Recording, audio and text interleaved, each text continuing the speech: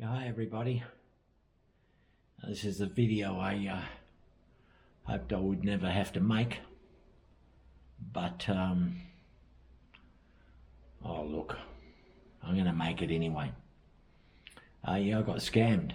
All my funds from my travel card were drained, about 12,000 Aussie dollars.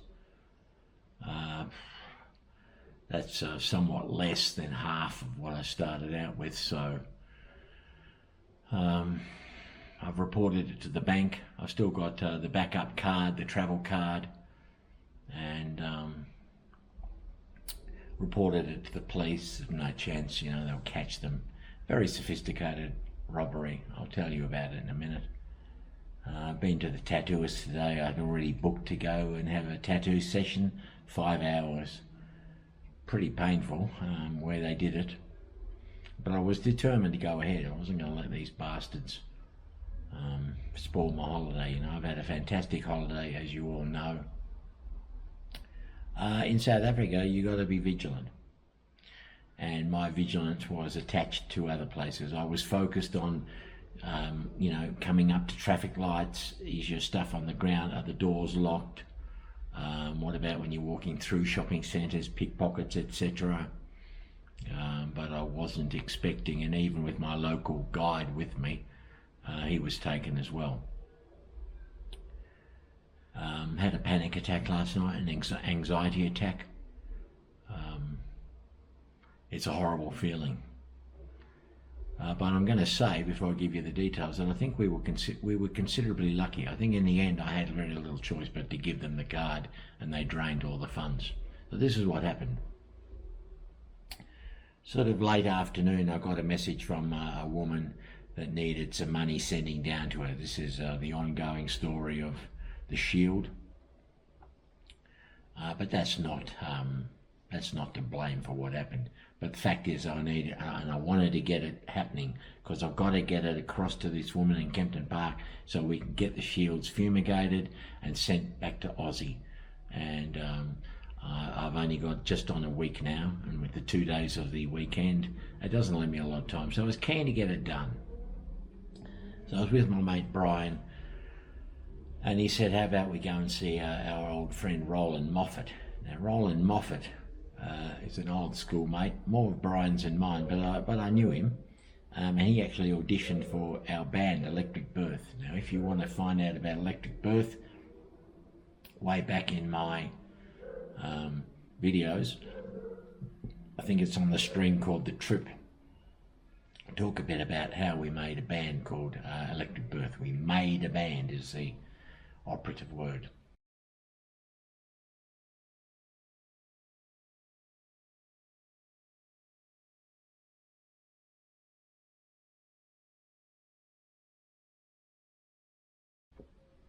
So I went and saw Roland, and yeah, good to see him, I suppose, but the changes in me had him a bit confused. But anyway, and also his wife, he seems to be really under the thumb. But anyway, so we went down the pub with him. I just had a Coke, and Brian had a Coke, and Roland had a couple of pots of beer. And then I was sort of itching, because I had said to Brian, oh, about the bank, what about the bank? We should have, well, we were going to stop on the way to Roland, but with the traffic, it was peak hour traffic by this stage. So Brian goes, oh shit, yeah, the bank, sorry. You know, hindsight's a wonderful thing. I should have said, okay, well, let's leave it till the morning. Anyway, so we left Roland, and then Brian was driving me home, and he said, oh, okay, well, I'll take you to a mall. I had to go to an ATM. They use ATMs here for all their transactions. It was about 5 when we got to this ATM in this shopping centre. Now, shopping centres are generally fairly safe. They have lots of people wandering around looking official. But anyway, this is not where the problem was. So we get to the ATM of the bank I wanted, and I couldn't put the pins in. Every time I went to put my PIN number in, the keyboard on this particular ATM wasn't taking the strokes, and it was coming up saying not enough PIN numbers, and then it would say too many attempts and would cancel and spit the card out. I started getting worried it was going to swallow the card. So I said, Brian, this keyboard is stuffed. That was our mistake. So we went to another one, which was a big Eastland Mall, I think it is, or East Rand Mall. There's East Point Mall as well. These are huge shopping centres. Our mistake was we were there at 5:30. People were coming in, the shops were starting to close down. People were in a rush to get things done or to finish and get out of there. So we approached the ATM. There's about 3 or 4 Africans in front of me, and Brian was with me, and the African in front of me started saying, oh, hi, just to let you know that this ATM is going to charge you extra for using it if you're not with them. And I said, that's okay, I always pay a fee for using my card anyway, I'm okay with that. Oh, okay, he says, well, the other one's free. I said, no, I want that one, I've got to use ABSA. Oh, okay, he says, all right, so the woman finishes, he says, oh, over here. So I go over, and he starts saying, okay, well, these are the options. Do you want English or Afrikaans? There's various language. I'm going English. And then Brian, who was watching, he stepped up and he took the card out of my hand and he said to this guy, fuck off, get out of here. So that guy and another one, they split like that. They started walking real fast. So we went walking along the mall, and I thought I was going to post a video saying, well, I nearly got done, when the shopping centre security guy with a Vizzy vest in, he was there, and he said, what's happened? I said, well, these 2 guys, they tried to get my card, they tried to scam me. Oh, he says, what do they look like? So I told him, and we started heading for the car then. We were going to go, and we were going to give up on it.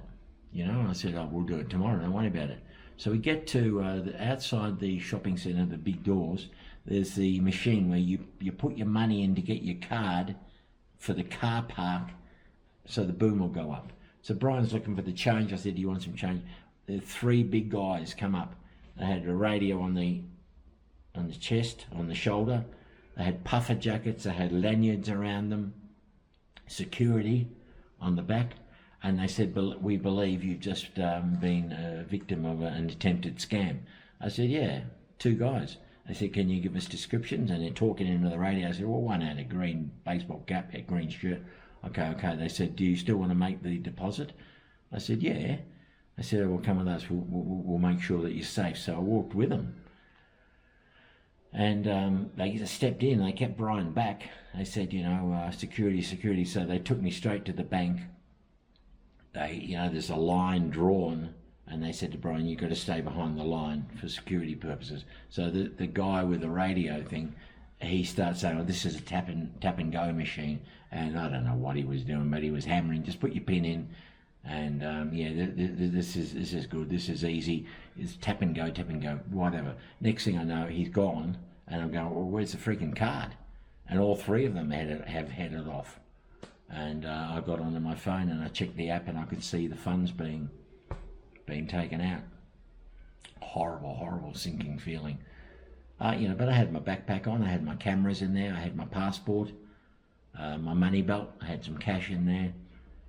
I believe that if I'd have said to them out in that car park area, if I'd have said, go away, I don't want your help, I believe that they may have had a weapon, they may have followed us to the car, jumped in the car with us, may have beaten Brian up, and made me go back to the machine. They may have taken my backpack with my cameras and all that. So as horrible as it was, and believe me, it was, I think it could have been far worse. And and then you got to ring the bank, and it's impossible to get the bank from here. I'm ringing Australia. I could tell them the transactions that were pending. They're still pending, but they're not able to cancel those transactions over the phone. You've got to file a report. So that was today. We went to the police station. I changed the PIN. I've got a spare backup card. Changed the PIN on that. Go to the police station. That was like Keystone Cops. Got these dividers down, like the cone of silence. You got to talk through this little gap in the divider, and you know they're talking with African accents. So you go, "So what was that?" And you're answering them. And when you got to sign the documents, you got to put your hands under the divider. It'd be funny if it wasn't so tragic, but they did their best, you know. And they said, well, we'll text you with your case number. And they did. Within an hour, the South African police had texted me, so I can put that on my bank form, and hopefully, you know, they can retrieve the funds. I don't know. I hope so. But at the moment, yeah, I've got enough to get me by. As I said, I booked a tattoo today, and I wasn't going to let these bastards ruin my holiday. So it was 5 hours in the chair. Excellent value for a tattoo in South Africa, let me tell you. And I'm home now. As I said, I should have enough to limp through to next Thursday. This time next Thursday, I'll be in the air. I'll be on the way home. So if it had happened at the beginning of my holiday, they would have more than doubled their money, and I would have been absolutely heartbroken. As it was, yeah, it's a lot of money, but could have been far, far worse. And you know, Avis, their money cleared, which was $3,000 in itself. I'm really glad that Avis got their money before this stuff happened. That's less for those scum. And that's my story. All right, everybody, down, not out.